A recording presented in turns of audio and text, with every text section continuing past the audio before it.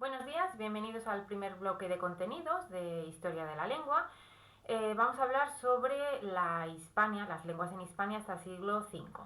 Este apartado se subdivide en dos temas. El tema 1 sobre las lenguas prerromanas, en el prestaremos especial atención al vasco, y el tema 2 sobre las lenguas en la Hispania romana, y como no puede ser de otra manera, prestaremos especial atención al latín hispánico. Comencemos.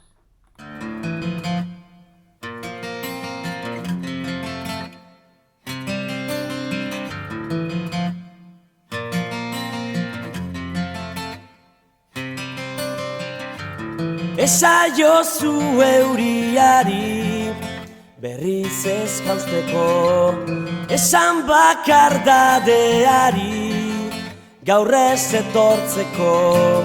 Na na na na na na na na. Este sería el inicio de una canción en euskera, Ilargia, Luna, que es un ejemplo de la única lengua prerromana que ha sobrevivido hasta el día de hoy, en torno a la cual todavía hay muchísimos enigmas por descubrir.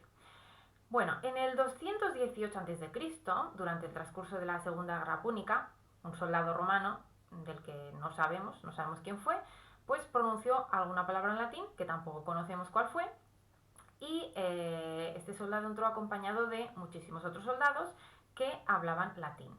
Esto se conoce como el proceso de romanización, es decir, a partir de ese momento comenzó un proceso en el que se implantó progresivamente esta lengua que suplantaría todas las que había en la península excepto el vasco. En el tema hablaremos de las lenguas prerromanas, en verde. Se dividen en las indoeuropeas, que serían las que están en verde, y entre ellas destacaremos las célticas, y también tenemos las lenguas no indoeuropeas, que están en naranja.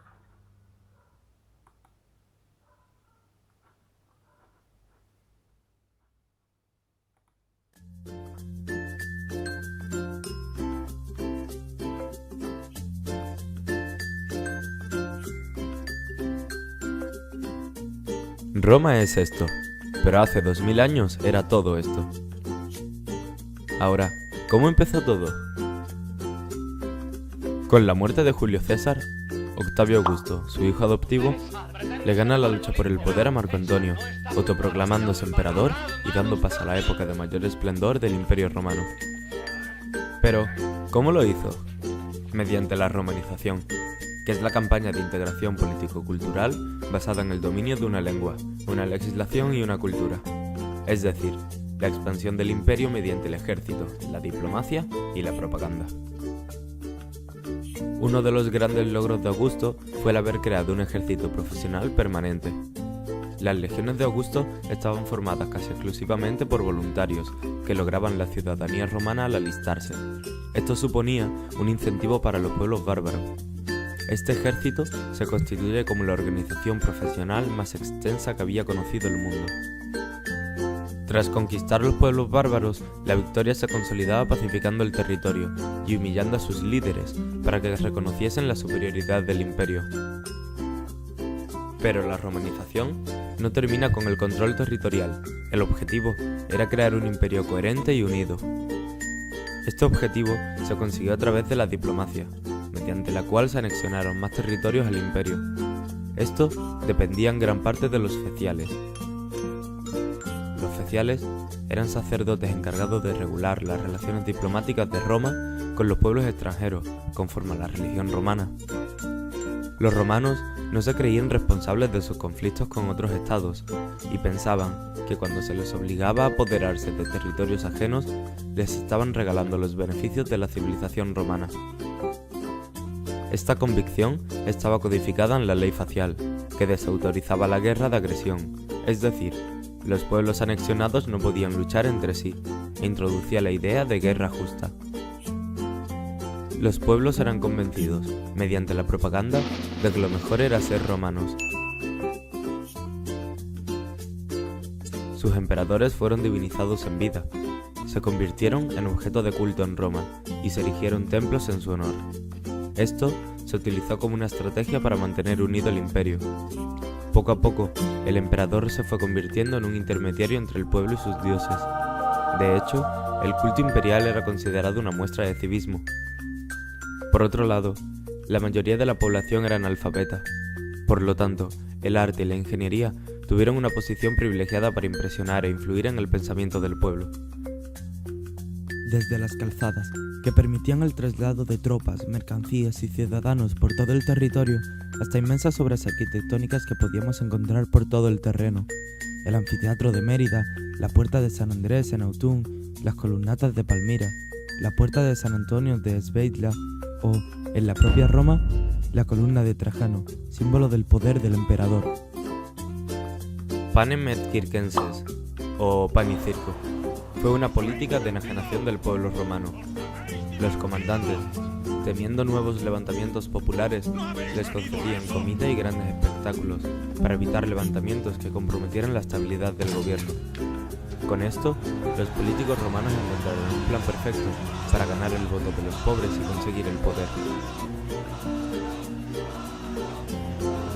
Otra forma de propaganda fue la Pax Romana, una época de orden y prosperidad que vivió el imperio y benefició a todos los ciudadanos. Esta prosperidad se vio reflejada en las ciudades, que se embellecieron y convirtieron en centros de romanización y cultura. Se creía que Roma tenía un destino señalado por los dioses. La decadencia de este imperio llegó bajo el gobierno de Rómulo Augusto en el año 476, mediante la ruina económica y guerras civiles, que se veían incrementadas por las revueltas internas y las luchas por el poder. Roma acababa así con 5 siglos de imperio precedidos por 4 más de república, terminando con ello lo que conocemos por Edad Antigua.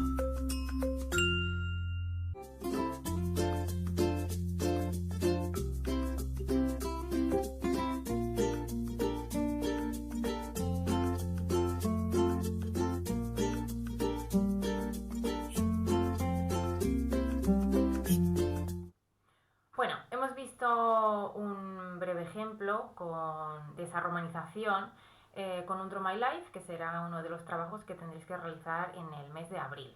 Y ya entrando en materia, vamos a hablar un poquito más sobre el tema 2.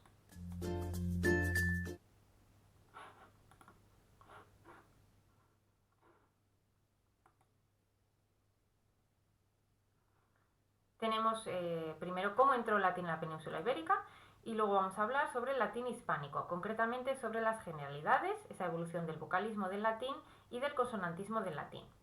Aquí tenemos en esta imagen la evolución de las vocales y por último esa evolución muy breve del consonantismo. Esa importancia de las vocales, que las vocales latinas, aunque son las mismas que en el español actual y tienen el mismo timbre, eran 10 en un origen, ¿no? 5 largas y 5 breves, que pasaron a ser 7 en el latín tardío y 5 que son las que tenemos hoy en día. Ese proceso fue muy importante para todo lo que veremos a lo largo de estas semanas. Espero que disfrutéis de este viaje al pasado.